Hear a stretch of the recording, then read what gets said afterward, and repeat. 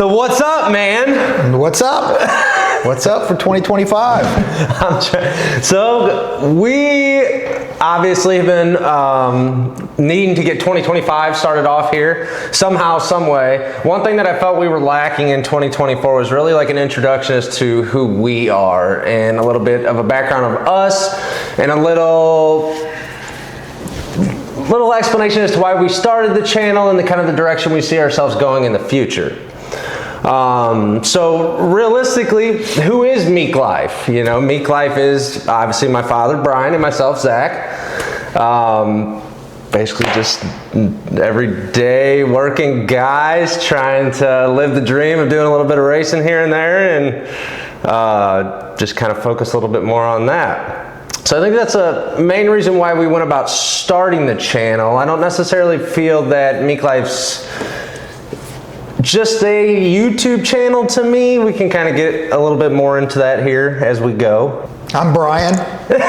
This is my father, Brian, of course, yes, and I'm Zach.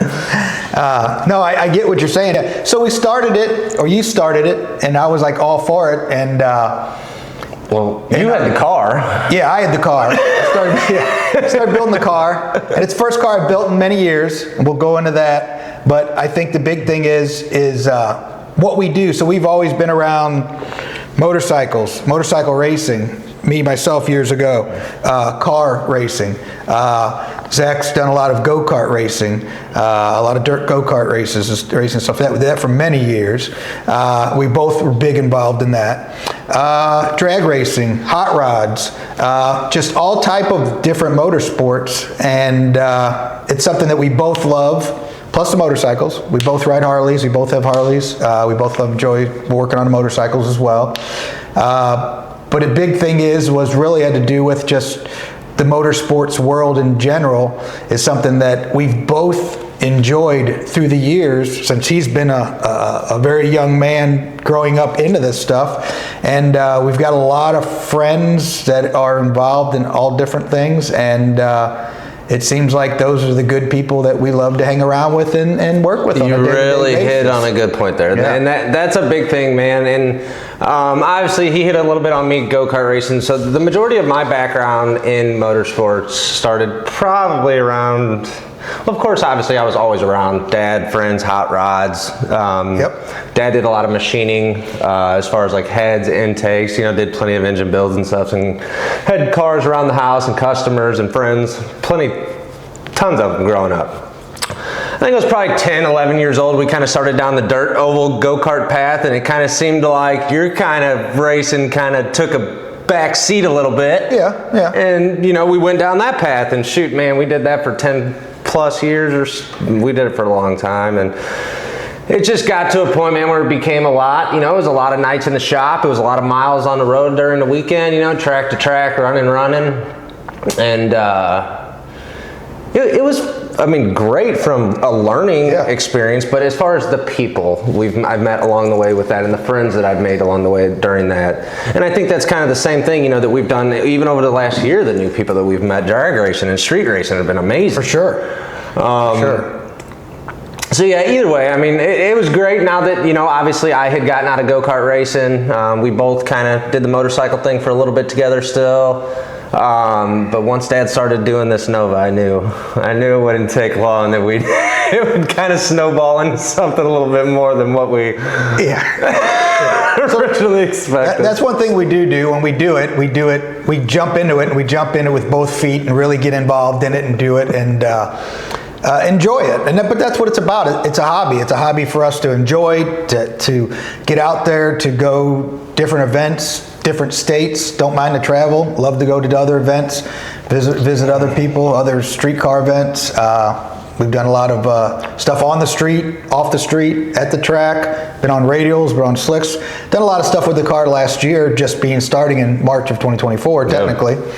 And honestly, the progress we've made. Yeah, we made some good progress. I'm not saying we are nothing crazy out there by any means, but I am very, I'm I'm very happy with the progress we made. Yeah, it's definitely been a learning curve, of course, getting back into it, just because, and things have changed in the 15, 20 years since probably about 15 years since I've had a race car. So, I've always been, small block or big block, nitrous. Of course, all the turbos is a big craze, and they started out years ago when I was still racing. They started out years ago. Turbos have been around for forever, and there's just I don't know, just different ways to go and different ways to look at it. But nitrous cars are still fast. There's a lot of fast nitrous cars out there, and we're not, obviously, we'll tell you we'll never be the fastest. Obviously, nobody will ever be the fastest because you'll always have your day. But for what the car is, we have a good time, and that's what it's about for me. It's not even how fast we go or how many rounds we go in an event. It's we want to be competitive, of course, but I want to have fun. I had a blast this year. That was awesome. Yep. So I guess with that being said, I'm not necessarily giving you a formal question right now, but like when you were, street racing a lot back in the day as a younger kid, was nitrous really the main thing, or would you see a good amount of turbo blowers? Obviously, ProCharger wasn't even a company, I'm assuming, right? Or I don't. No, well, so it was when I first started racing. It was probably when I was. I'm not going to go back that far, but I was a very young man. I had a friend of mine that had a '71 Gold Nova. So anyway, that's when we first started doing any type of street racing.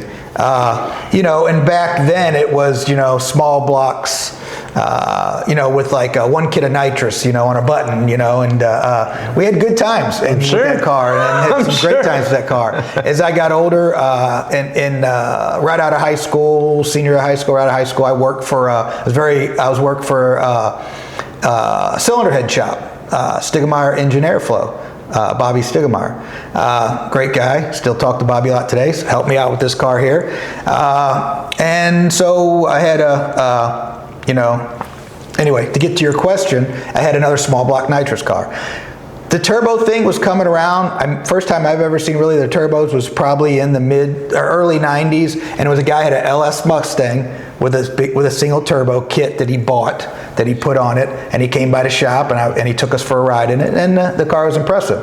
But prior to that, it was always blowers, some turbos and stuff like that I've seen, but mostly all of our stuff was either small block, big block, nitrous. Yeah.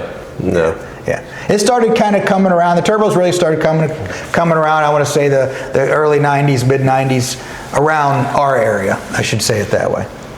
So is it safe to say that's kind of why you went down? I mean, obviously this is a '71 Nova. I don't really know that you specifically went for that year, but is that why you kind of kept it this gold? It's because obviously the first kind of car you really started playing around wasn't yours, but no, it was a buddy of mine. It's a good friend, which is a good friend of mine who did the cage in the car. To this today, yeah. And he's one of my best friends I've known for years, and he's the one who did the cage in the car. And like I said, we'll talk about that more. The people that I've known through the years, and we've known for the years that are. It's amazing how, we try to keep in touch, but we don't. Everybody's lives gets busy and everything else, but to reach out to them now and have them to step up and help you is pretty amazing. It is. And what I think is really cool is so I haven't been over to Bobby's in a long time. I need to go over and visit him soon. I miss and we Bobby. will. We're but Dusty Yankee, who built your motor. Built the motor. He built the motor in the car, so went over and saw Dusty. And it's cool to see I remember those guys so many years ago. And then it's almost as if, they're still doing the same thing, they're still doing down that path, and we just kind of got a little bit off of it, and we're trying to get back in. So, but it's just cool to see those guys, and how they grew in the industry and how they grew to what they've become, Yeah, definitely. And the knowledge and ability. And that's the thing is, we couldn't do what we're doing today without having those guys and having their knowledge, because it's stuff that, I know a lot about what I've learned in the past. But like anybody else, the new things, the new cams, the way things are different now. The new nitrous systems are amazing, and the nitrous controllers, all that stuff. We didn't, if we wanted 2 stages, we'd stack 2 plates on top of each other. We did crazy stuff like that as kids, but we And you were also probably on a pretty strict budget too. Yeah, of course, yeah. But and we had some fun, a lot of fun. So talking about the Nova, the reason why I did a 71 Nova, so I wanted to do a car. So I've had Chevy 2s, I've had Vega before, It was a back half car, or a Monza, sorry, back half car. Had a Vega too. The Vega was on a Leaf? The Vega was on the, no, it was just a factory Vega coilover, or the coil spring rear end with the 4-bar, kind of like a Mustang 2, right? A little bit different, 4-bar setup. Yeah, that car was different, but that was probably my very first real fast car, but it was fun, and it was just street car, and I was probably 20 years old, 1920. But anyway, so the 71 Nova, another friend of mine, good friend of mine, that's been a big help on the car. When we first started putting the car together, he was helping me he was there day to day, helped me just, bolt it together, put it together. And yeah, so that was a good friend of mine. He bought the car, planned on putting an LS in it, doing like a small little race car, or driving it on the street, all that stuff. And I came by, opened the garage, looked at it. He said, I want to show you my new car I got. And he opened the garage, and it's this color, gold Nova. It's been painted though. I stuck with the same color. Since then it's been painted. Since then it's been painted, right. yeah. And it's not the car it was either. This is a totally different car, of course. But I looked right at it, and I snapped a picture of it, send it to a good friend of mine, Sean, a Laker, owns Radical Revisions, the guy that did the cage in the car for me, and sent him a picture and says, hey, the neighborhood menace is still alive. And that was the 71 Nova he had. So he sent me back, it looks really damn close.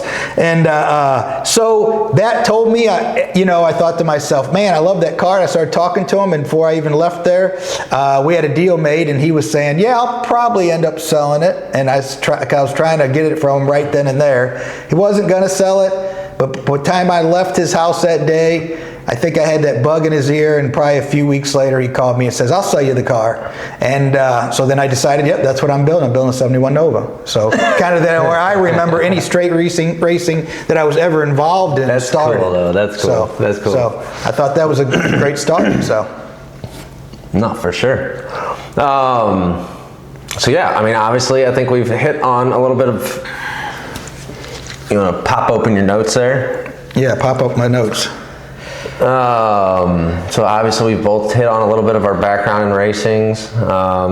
So I want to ask you a couple questions and kind of get into that side of things. So my first question to you is, like, if you were to have any bucket list track race, any place you'd want to go in the country with this car, whether it could be backside, front side, whatever it might be, could there be a race that you could pick, or maybe even a track just to go visit, maybe even make a couple test hits down?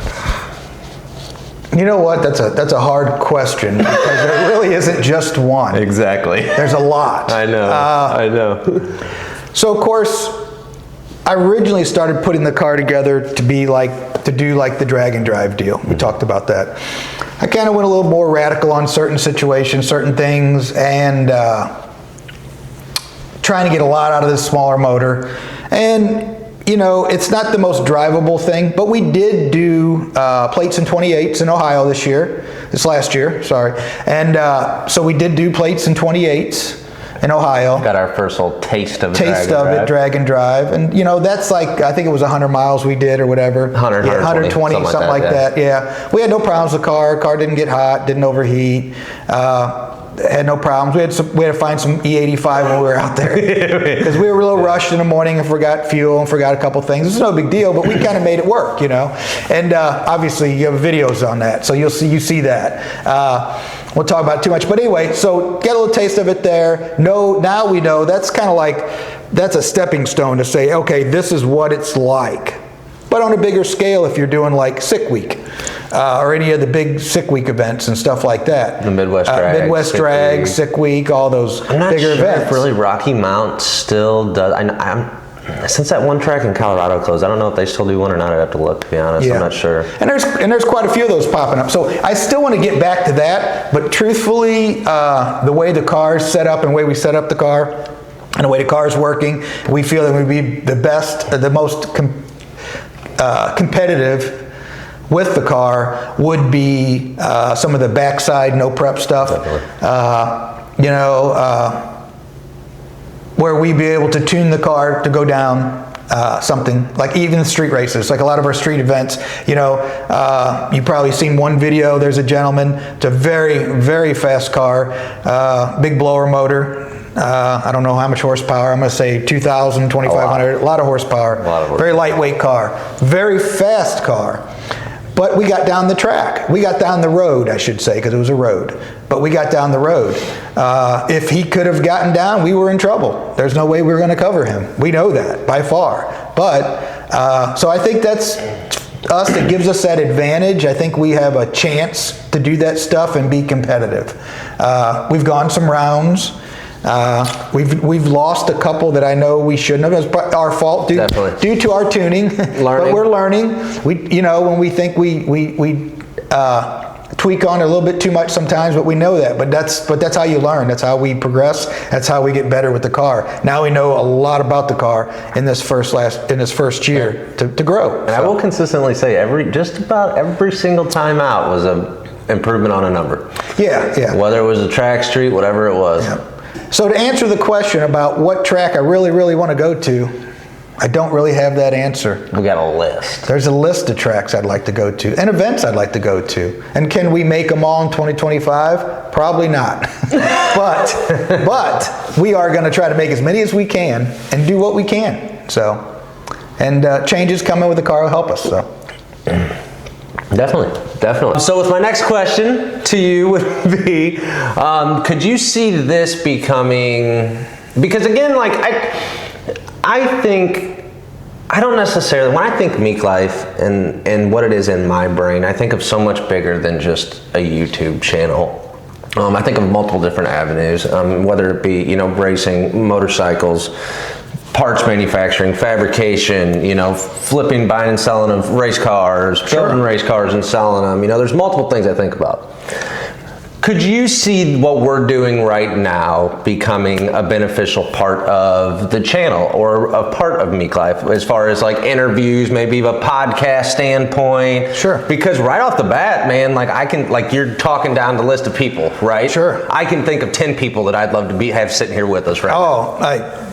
Yes, yeah. Because there's just so many great people in the industry that we've met recently, and just to hear their views on stuff, like you don't, you know, it's just so wild. Some of the people that are around us and how they think of this stuff, and it would be very interesting to bring them to light and bring them. You know, I mean, of course they've brought themselves to light, but just to bring them around us a little bit, I guess more. Yeah, to kind of bring awareness more. I'd call it awareness to them, awareness to the sport, awareness to, you know, really where to go with the channel. I see what you're saying. I think yes.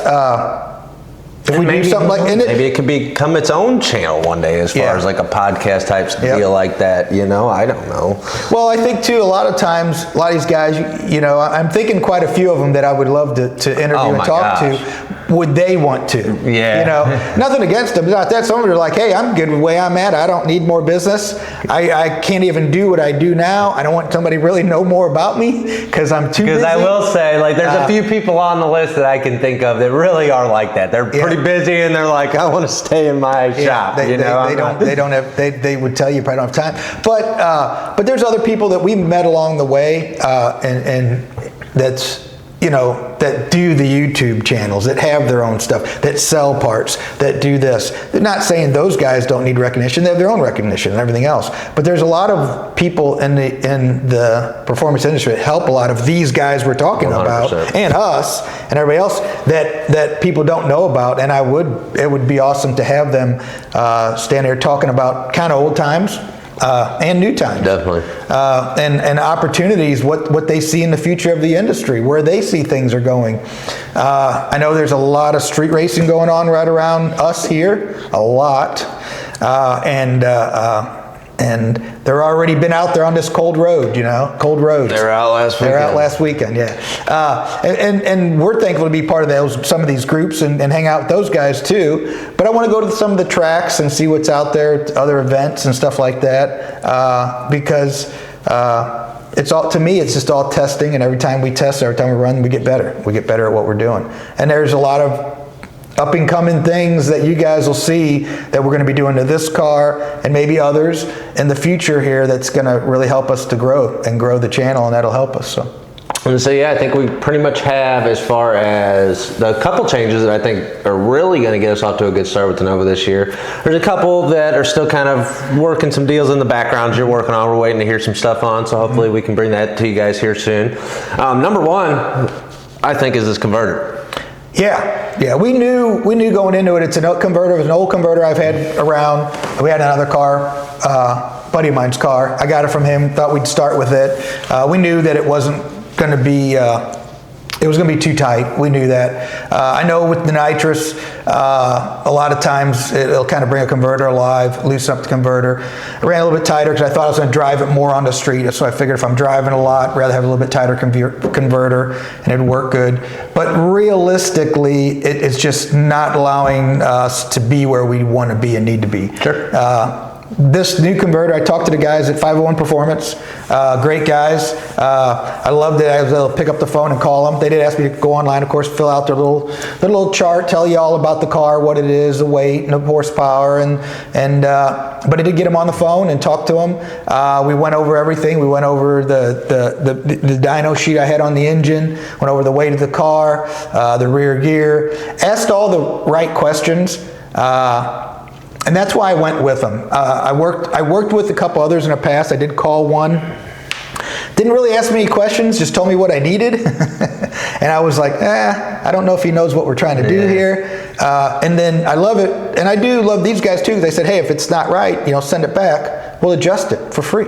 And a lot of people say, yeah, if it's not right, send it back. We'll adjust it for free. But I don't want to be taking it in and out. I'd rather get it right the first time. And hopefully we do. And I think we do. I think we have something here that's going to really work and bring the car alive. Well, you also talk, obviously we talk about friendships and relationships, and stuff. And as far as being able to pick up the phone and talk to somebody is huge, especially nowadays. Sure. A lot, nowadays people are hiding behind their computer screens, and it's so tough to communicate and just get to where you need to be, and it's just a benefit to be able to build that relationship or open that line of communication. Who knows, what that could become for us one day, or for them, who knows. Obviously they don't necessarily, might not need our help, but their torque converter hopefully will help us. So and if they need feedback, we give them feedback. They don't, for sure. The main question I want to ask you is, I know some of your goals and some of your things you're thinking for 2025. I would like to talk to you about what was the highlight of the season of 2024 for you. What was the highlight of what we did in 2024 that you can talk about and say, that's one of the, that's something I wanted to see.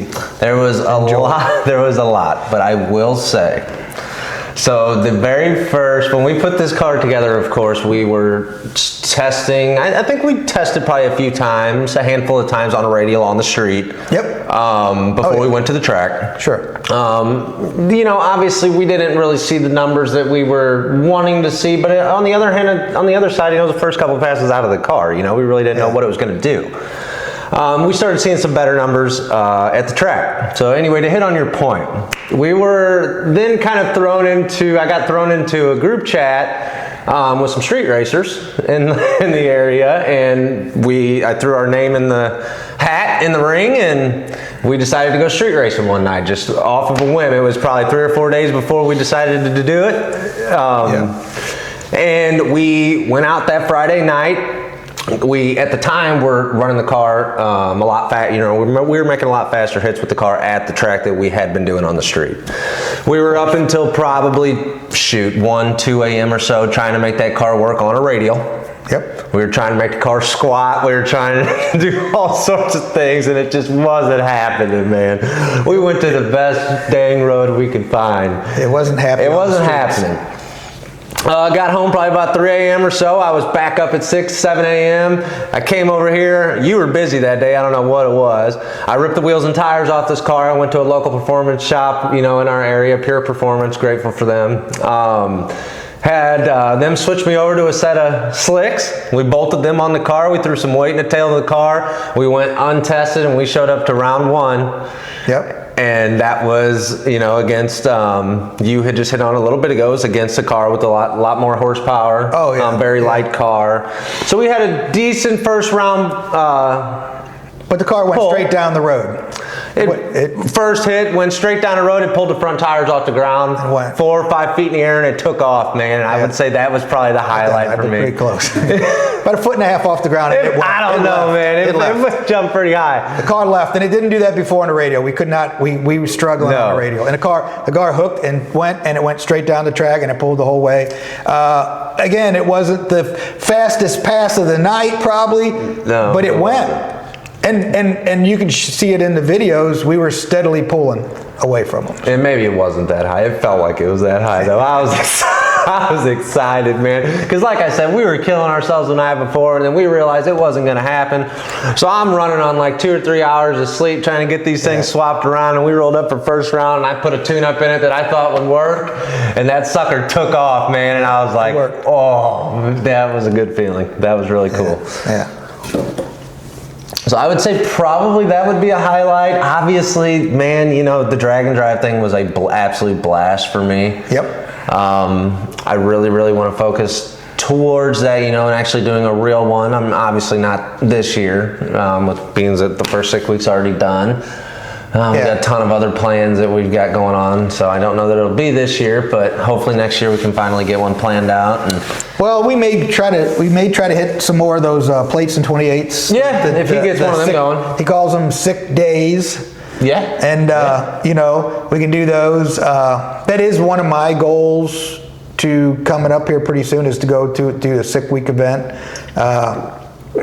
And some changes, and I already kind of got the wheels a turning, and some of the stuff's in motion already, but those changes got to happen first before we do that, to go and have fun and feel like we're going to be going fast enough too. So I guess with that being said, then, what would your highlight of 2024 be? Okay, so this is the highlight for 2024 for me probably was when we went on the plates and 28s, but we visited Tin Soldiers. Yes. So that's what I mean, guys. I've got a lot of highlights of 2024. Yeah. No, you're wrong. There's a lot. There is a lot. I'm not saying it's the only one. But when we went there, I met Brad the night before at the track, got to talk to him for a little bit. He was there with a buddy of his car. He was helping out with him, helping him out with the car. And we were just chit-chatting and talking, and, you know, talking about, you know, what, you know, talking about, you know, what we are. And I was telling, I'm just, you know, nowhere near you guys are. You know, I'm big block nitrous like you guys, but not like you guys are. You know, we're in this level and you're here.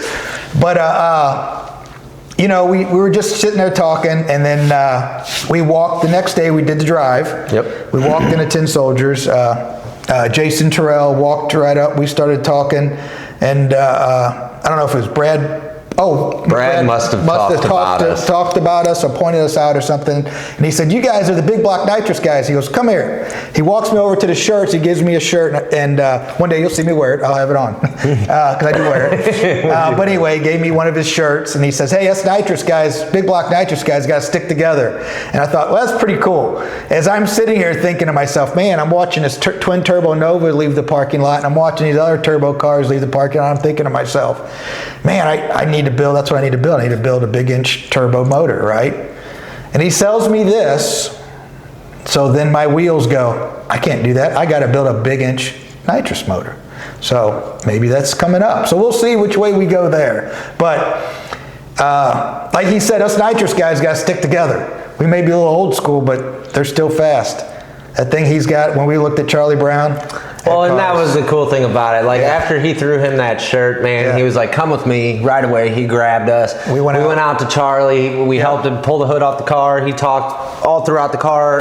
It was like we've known the guy for our whole lives. Like, he was very, very super nice guy. The hospitality was amazing. Sure. I felt welcome. I felt like I could kick it there the rest of the day and be cool. You know, everything was great. And they both seem like really good dudes, man. Yeah, good people, really good guys. And that's what I'm talking about within the industry. We have a lot of that support around us here, you know, here in where we live. And those guys are not far from us either. I mean, they're I mean, yeah, they're states away, but they're still in the Midwest here. But they're just super nice guys. They're there to do what they do, and what they do is they're very good at it. And but they're very humble and super nice guys, and you can tell if I joke about it, but I say if I give you a shirt off your back, you probably would. But he gave me a shirt. He gave you a shirt. I got a free shirt. He didn't take it off, but didn't take it off. It was cool. No, I did enjoy talking with him, and enjoyed that part. And if you look back at our videos, you'll see we're running a little behind because we probably hung out there too long. We did. We were the last ones to leave the parking lot. At that point in time, they started like. Well, Jason had to get going because he's like, I got to get to the track. Yeah, he had to get to the track. We had to get going. We had the car. We had 2 more stops to do still in the drive, and and I think they were starting to do testing. So we didn't have the greatest show with the car there, but we did. But you know what? We knew what went wrong. We know what we should have done differently. But we had a good time, The weekend before that, we were on slicks doing street racing. Exactly. And we still have our own lives, we still have our jobs, still got to work, but we still, in the evenings and weekends, we do what we need to do to get where we need to be. So, but no, that would be the highlight of the 2024 season for me. 2024 and that year just for me. brought up so many more highlights in my mind now. Oh, I got more, but we don't. Yeah, we don't have 3 days, but no, a lot of good time. I mean, I would really like you said, obviously I think we'd be the most competitive this year within the backside, the street stuff, the no prep stuff. Sure. We do plan to go to the Hill. Yes. On July 11th. Yep. And it also, I saw the flyer pop up for War in the Woods. I would definitely say that both of those tracks are definitely on my track bucket list. War in the Woods is definitely on my race bucket list. So that just so happens the second War in the Woods this year is on my birthday weekend. So who knows? Yeah, maybe we can see about trying to. We could go to that. Go to that one. Now do they do like a true street class? I would imagine so. Yeah, sure. I would think they'd have multiple classes they run. We'll have to look for sure. We'll have to look and see what it is. And that's where I think we fit mostly because we're full interior, full steel car, obviously fiberglass hood, of course. But we're full interior, full steel car, more of a drag and drive street style car. So. Those classes are where we'll fit in. Oh, 100%. And, not to take away from that, Army, I want to talk a little bit more about the tracks. And you had even hit on this earlier in the year as far as, these more grassroots racetracks, these smaller mom and pop 8th mile drag strips that were forgotten or even closed for many years that people have brought back or bought or those are the tracks that mainly I'd like to support as much as possible. Of course. Obviously they seem to fit in more with what we do and as far as the people we work with and the industries we work within, and things along those lines. And not to mention it's flipping cool, man. It's cool. It's cool to go to those events. There's a couple smaller ones right around here that we went to that we did like this, I think it was like a cancer awareness event they did. Yeah. What was that down at Bon Terre, right? Yeah, Bon Terre. So I think Bon Terre was actually just bought by, I can't remember that gentleman's name. Oh, okay. So, but that's a neat, the track is a neat track. The it facility is. It's a really nice track. It's a nice track, a nice facility, great people to work with. Like I said, somebody else bought it. I don't know who owns it now, but I'm pretty sure. We had a good time there, and we just went there just to show up to test. And a lot of guys we knew from here locally were telling us about it, so we went down. Mm-hmm. And I've had some other friends of mine that go down there that lives close to there. One friend of mine that's very fast car that goes there a lot, and they rent it. We've been invited to some of those too. Haven't been able to make too many of those early in the season, but they like testing on that track. That's a neat little track. I mean, it is. Tracks like that, and that's what you're talking about. Tracks like that, and I'm hearing some more of these older tracks too. There's some older tracks that are popping up just for like bigger events. Like people are renting them to put on big events because they're not able to stay open all year round, I guess.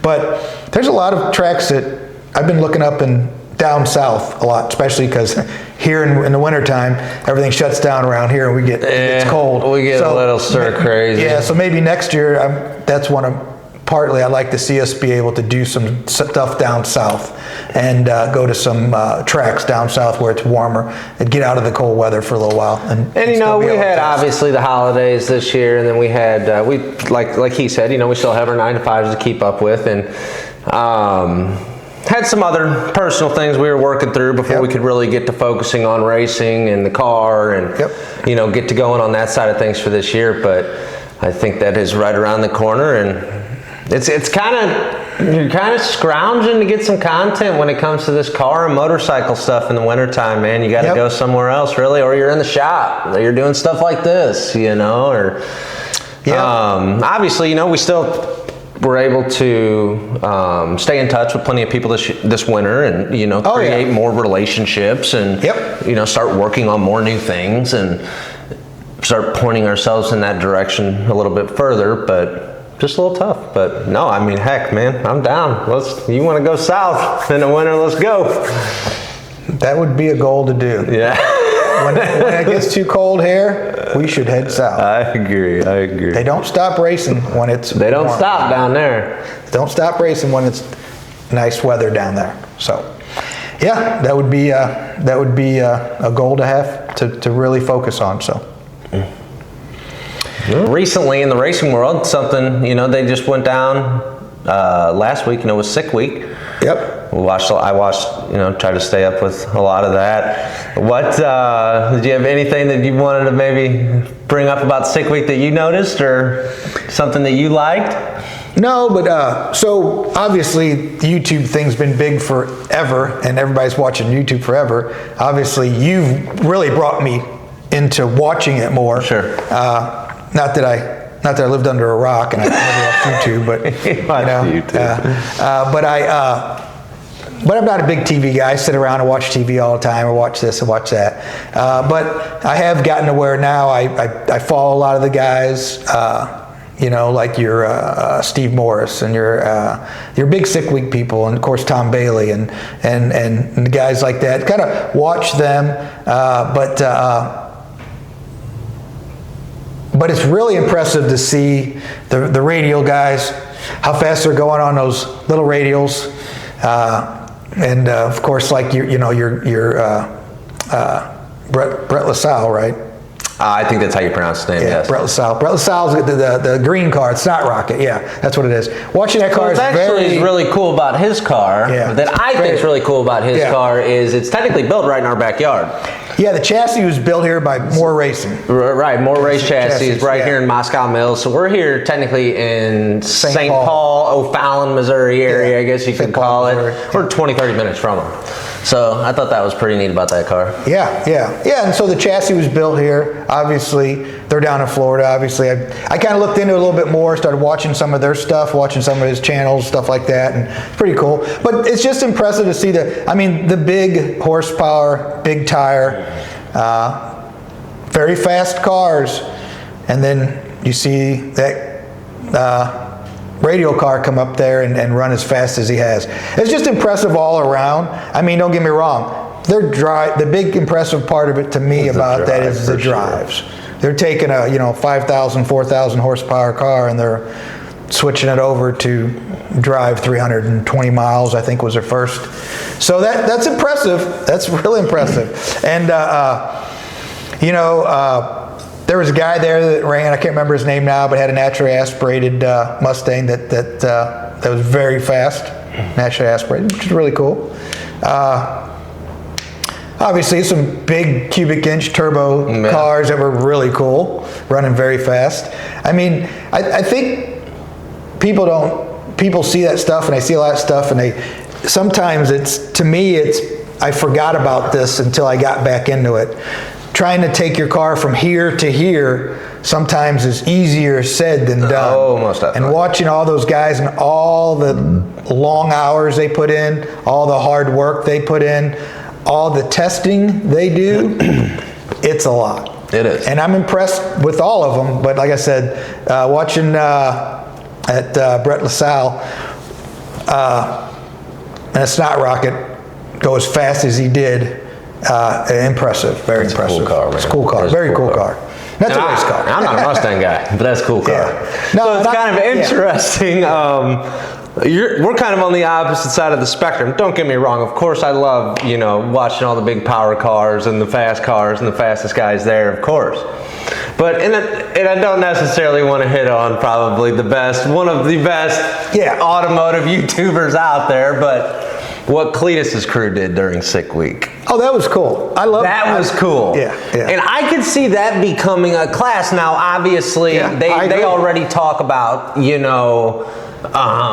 doing Sick Summer with those same cars, and they talk about how they're going to have to get them safe as far as cages, certified, things along those lines. Yeah. So that could be a little bit of a gray area or tough, for the future. But I mean, really, that's really something that I could foresee becoming a really interesting class, man. Yeah, because it's within a budget. Somebody that can say, hey, look, your average Joe can save up and find the right, like they did, find the right car and test with it, play with it, go to your local track and get involved in something like that. Mm-hmm. Yeah. And I think, and I agree with you kind of. I kind of like that a little bit more, nothing taken away from the guys with the high-end vehicles. I like them both. I like them both. I love seeing cars going 6.0s, 650s. But these guys that take a budget car and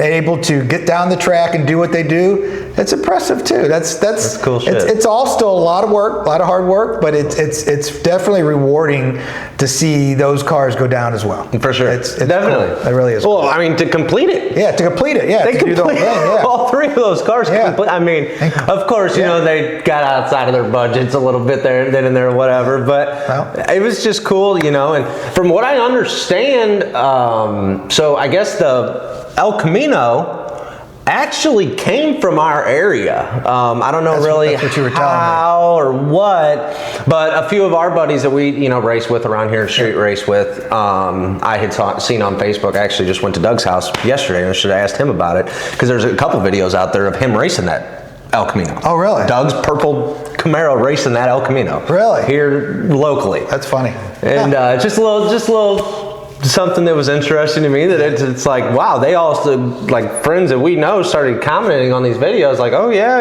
Lumberjack was a huge car around here to us, and I never knew that. I never which obviously just last year being our first year out. Yeah, this is really our last year's our first year kind of getting back into the car scene in the area in a few years. Yeah. So there's always something new. Well, that and impressed, Cleus even got to do it with a couch in the back. I thought that was pretty cool. Thought that was kind of cool.